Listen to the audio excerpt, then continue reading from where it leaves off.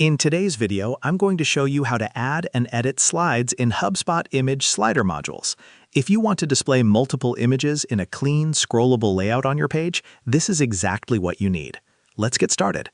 First, log into your HubSpot account and open the website page you want to edit. From your dashboard, go to Content, then Website Pages, and select the page you'd like to update. Once the page editor opens, decide where you want your image slider to appear. Hover over that section and click the plus icon to add a new module. Now, use the search bar in the module panel and type Image Slider. When you see the Image Slider module appear, simply drag and drop it into the section of the page where you want it displayed. Once the slider is added, click on the module itself.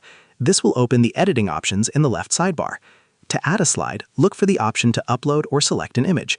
You can either upload a new image from your computer or choose one from your existing file library. After selecting your image, it will automatically appear as a slide inside the slider. You can also add a caption to each image.